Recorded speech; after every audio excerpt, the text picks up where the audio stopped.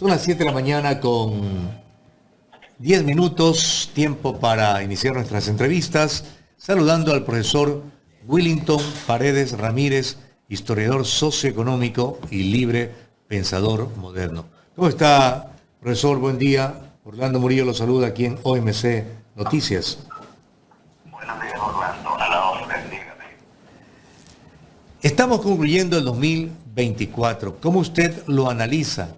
¿Qué de bueno le deja a los ecuatorianos en el marco de esa situación que estamos viviendo? De acusaciones que se le han hecho por el mal manejo económico, esta guerra que le declaró a estas bandas terroristas, criminales y narcopolíticas, que no termina y cada vez parecería ser que no va a terminar, los apagones, el impasse que mantiene con la vicepresidenta, en fin. ¿Cómo usted analiza el año que estamos terminando? Bueno, yo como historiador no le tomo la foto al presente, sino que lo miro en el proceso. El hoy es resultado de un acontecer que viene desde ayer. Todo lo que vemos hoy proviene de ese acontecer, de modo que la coyuntura es resultado de un proceso, de una estructura. Nunca se explica por sí mismo. En eso me diferencio de algunos opinólogos, ¿sí?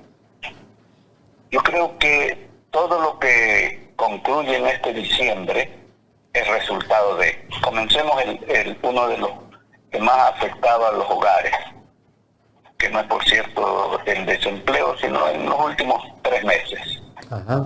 El problema de los apagones. El problema de los apagones tiene que ver con una visión impuesta por un político y una política que creyó que el cambio climático no existía, que la sequía, que las inundaciones no se daban, etc. E impuso una lógica de electricidad, de provisión de energía eléctrica para el país desde las hidroeléctricas. Si el clima funcionara normalmente y se lo pudiera controlar, manejar a control remoto y desde la política, sería el trompo de la irracionalidad sobre la espontaneidad de los fenómenos naturales. Yo creo que este es el primer error que viene desde hace más de una década. En segundo lugar, ese error se sustenta en la negación de que se vive en un medio ambiente que el hombre, la sociedad y los políticos y los gobiernos lo han ido transformando en un no aliado. La naturaleza no es enemiga del hombre, siempre ha sido su hábitat y su medio.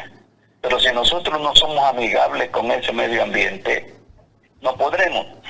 Hoy, por ejemplo, tomemos como ejemplo, la gente se queja, sí que las calles están inundadas, que las alcantarillas, es simple. Veamos cuál es la relación del barrio del vecino con las alcantarillas. Y ahí se contactará. Salga a la calle, vea cómo están las alcantarillas llenas de fundas, de botellas, de basura, de pañales, etc. Ahí está, esa es responsabilidad de los ciudadanos, de los gobiernos y de los ciudadanos en relación al medio ambiente. Entonces este es el resultado, lo que hoy se vivieron, lo que hemos vivido, los apagones, tiene que ver, ya los estudiosos del medio ambiente no aseguran, predicen que a lo mejor en septiembre o octubre pueden llegar estiajes, no sequías, pero sí estiajes, es decir, escasez de lluvia. Entonces ese es un problema que proviene de una visión. Veamos el problema del seguro social, yo como jubilado afecto. Cuando un demagogo, un dictaduzuelo, como el prófugo de Bélgica, decidió por sí y ante sí que el seguro era autosuficiente, violando todo principio, porque el seguro es de los afiliados, decidió no transferir el compromiso que desde que se creó el seguro social, los gobiernos han dotado, que es el 40% para el financiamiento del seguro social, porque nunca el seguro social ha sido autosuficiente, nunca. Entonces, decidió no pagarle y decidió incluso meter la mano, prestarle desde que 1948 Velasco Ibarra un populista ilustrado, Blasco Ibarra, decidió convertir al Seguro Social en caja chica. Para decirle en lenguaje muy guayaco, se jodió el seguro. Entonces yo creo que hay que preguntarse, hay que revisar cuánto el Seguro Social tiene en bonos del Estado, que es difícil de cobrar.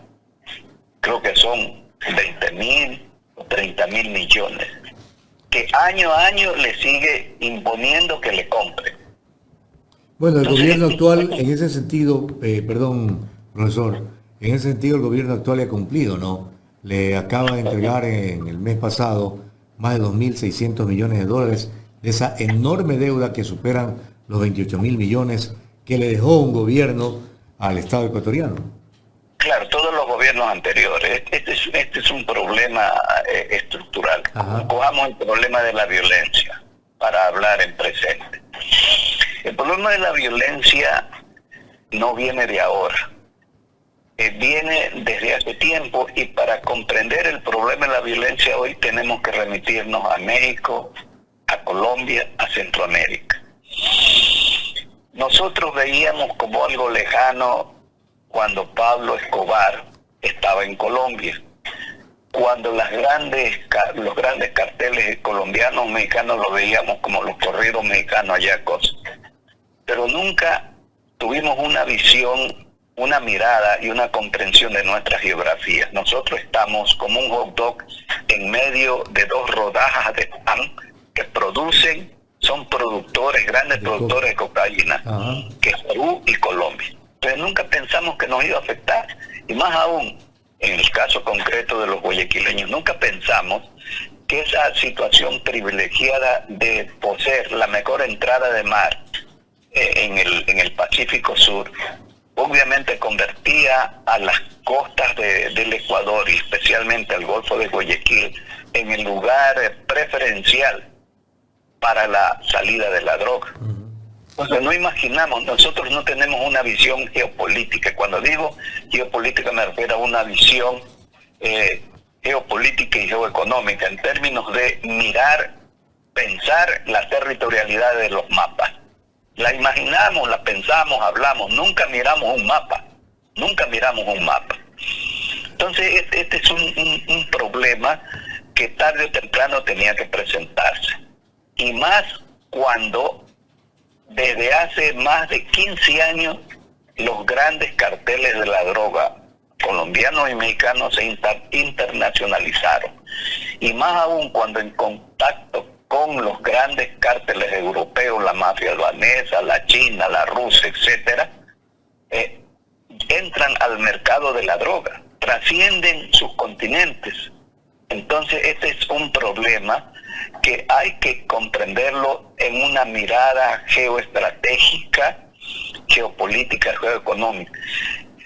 ¿Sabe cuánto mueven la droga a nivel mundial? Un estudio de 1994, no conozco estudios actuales, decían que el mercado de la droga mueve monetariamente en el proceso de circulación, escúchese bien, cerca de $1 billón. $1 billón. No, bueno, aquí en nuestro país se habla que alrededor de 16.000 millones de dólares sería lo que la mafia estaría metiendo permanentemente en el torrente económico nacional. Pero estos problemas que son del todo negativos para la sociedad ecuatoriana... Ahí puede haber un error. A lo mejor es más o a lo mejor es menos. Lo estuve leyendo anoche. Es menos, porque si eso fuera, no tuviéramos la contracción monetaria que tenemos. Lo que pasa es que también hay que notar las capturas, que a nivel de volumen este año alcanza una cifra récord de una parte, y de otra, esas capturas disminuyen también los ingresos del torrente que reciben los carteles de la droga.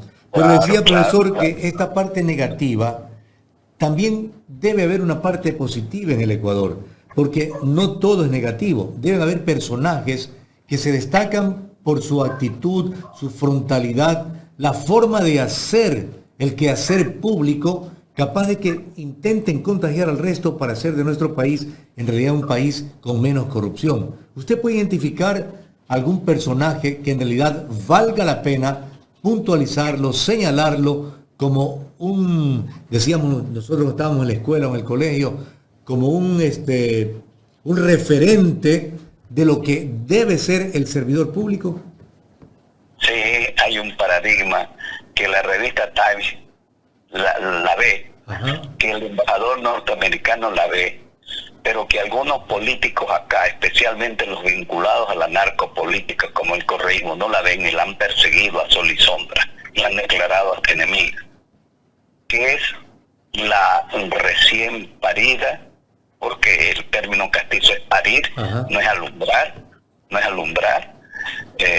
la recién parida fiscal, la doctora Diana Salazar. Ella por eso ha sido condecorada 2 veces por gobiernos extranjeros.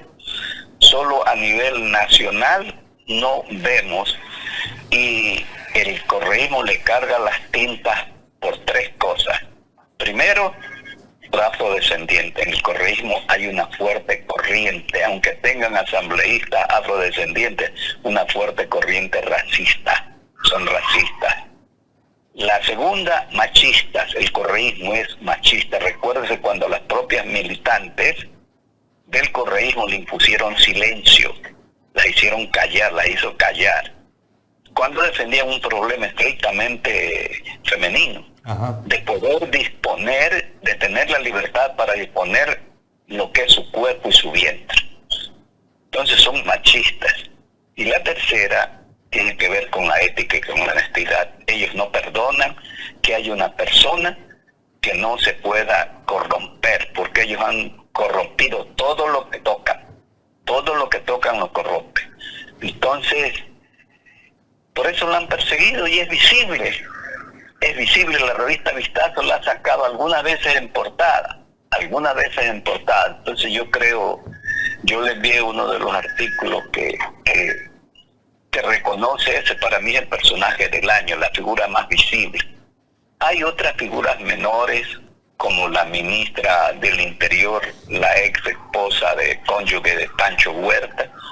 Hay un personaje ausente que para mí, no porque haya sido mi amigo, es Pancho Huerta. Pancho Huerta fue el primero en señalar que la narcopolítica estaba penetrando, eso lo dijo hace 10 años. Hace 10 años estaba penetrando los distintos intersticios de las instituciones. Ajá. Entonces, en eso fue profético. Entonces, yo creo que hay otros personajes, al margen de lo que me puedan decir. Yo admiro mucho a la ministra encargada, Inés Manzano.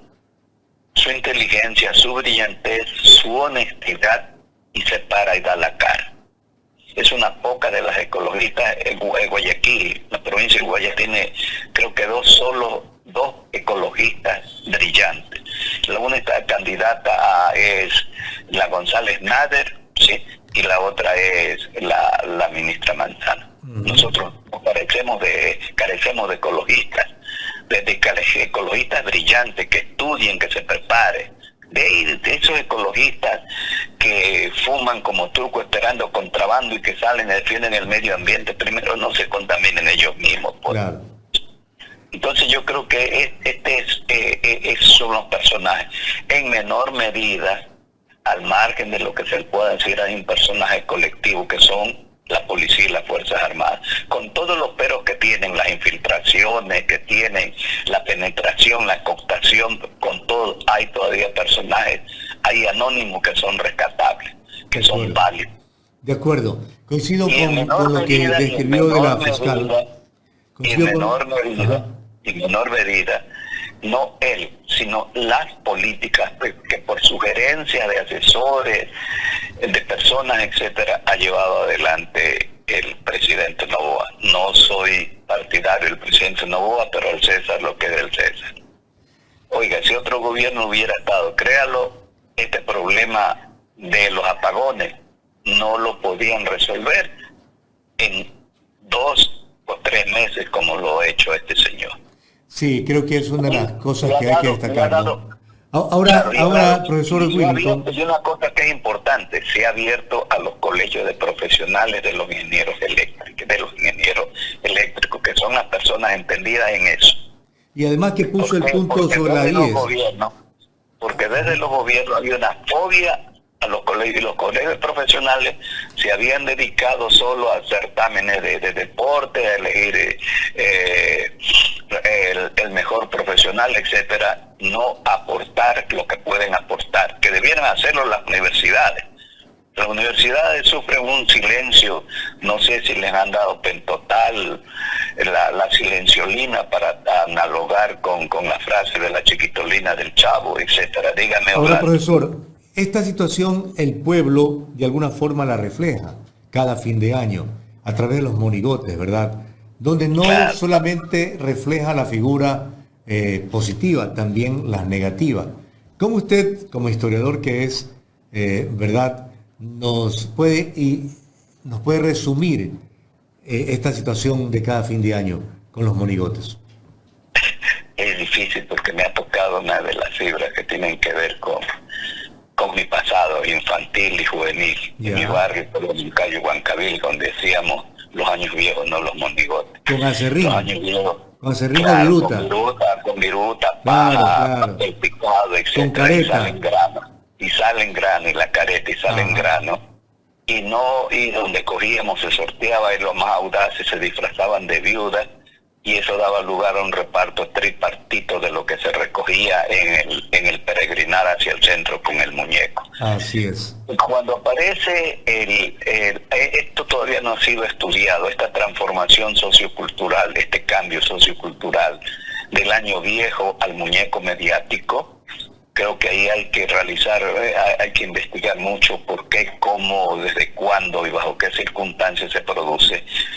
Y el desplazamiento de los artesanos que hacían las caretas hacia esa reivindicación de los barrios populares, urbanos marginales, como los llaman algunos, en el suburbio, eso de los muñecos gigantes. Yo creo que este es un poco, quiero interpretar eso, solo anticipo lo que para mí todavía constituye una intuición, no lo he estudiado. Tengo anotaciones, yo soy partidario de no precipitarse, ir acumulando primero información. El suburbio es el suburbio el suburbio de mi juventud, de los años 60. Que ya no es el donde están los muñecos gigantes, ya no es la ruta de los gigantes, ya no es el suburbio, pero fue el suburbio en los años 60 claro. y 70. Era el límite de la ciudad, ¿no? Claro, es el grito de los pobres, de esos barrios, el grito barrial para decir, aquí estamos. Fíjense que hay una coincidencia entre el auge de la ciudadela de los 80 y los 90 y la irrupción de estos barrios con los muñecos gigantes. Me parece una cosa importante. Mientras las ciudadelas se encierran, ¿sí? y el vecindario se hace anónimo y no se conocen, no se saludan, etcétera, esos vecinos cuidan sus años viejos, cuidan sus muñecos gigantes, y un peregrinar de gente encerrada en la ciudadela o que no le paraba bola a esos barrios y va y realiza el turismo urbano hacia esa zona. Eso me parece una cosa, yo lo llamaría el grito de los barrios reivindicando la vecindad. Interesante. Sociológicamente. Entonces, y otra cosa, en medio de eso se ha producido el desplazamiento de los muñecos políticos. Ya no hay casi muñecos políticos. Recuerde que uno de los últimos que existieron, que fue masivo, fue en el periodo de Correa, y Correa mandó a apresar, a capturar y a expropiar los muñecos que eludían a él en la calle 6 de marzo. Y más aún a los muñecos, y fíjate hasta dónde le llegaba el fanatismo. Mandó a expropiar y a coger a los muñecos que simulaban al equipo de él, el MLE, para que no lo quemen. Entonces, estas son payasadas, ridiculeces, pero que reflejan una patología megalómana, psicológica de un personaje que todavía influye mucho en la política. En la política yo creo que ha desaparecido los testamentos, los hermosos testamentos, los testamentos de fin de año que el universo convocaba, no sé si seguirá convocando, entonces era el concurso donde estaba la creatividad.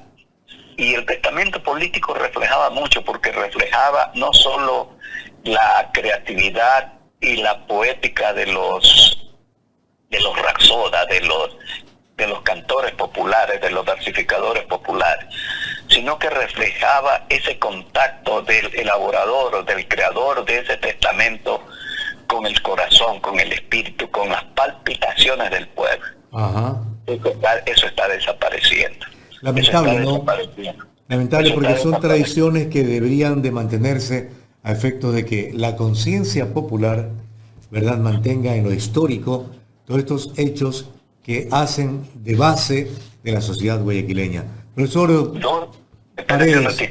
Dos importantes pensadores, un historiador, Eric Hobsbawm, un inglés, tiene un hermoso libro que llama Tradición y Modernidad. Y otro pensador, gran pensador, a quien he seguido desde mi juventud, Octavio Paz, ¿sí? Defiende el valor de la tradición. Por supuesto. Sin tradición, me queman las raíces. No tengo. Entonces, y para despedirme, porque obviamente ya toca el tiempo, quiero decirle al país 3 cosas. Usted, cuando comenzaba, decía que Dios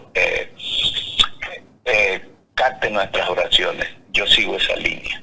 Profundamente católico, evoco a Dios, a la Virgen de Fátima, que nos ilumine para que nos alejemos de esos caminos de peligro, de incertidumbre, elijamos bien, escojamos bien y no repitamos los errores. Somos una ciudadanía atrapada y entrampada en la cooptación de la propaganda y no en el uso racional de lo que somos. El segundo aspecto es a recuperar la educación. Sin educación, a todos los niveles, la preprimaria, la primaria, la secundaria y la superior, y sobre todo que las universidades salgan de ese silencio sepulcral que tienen. Ya no hay pronunciamientos ni en los periódicos ni nada, los boletines de prensa no existe. Los institutos de investigaciones están silenciados. Entonces yo creo que este es un grave problema.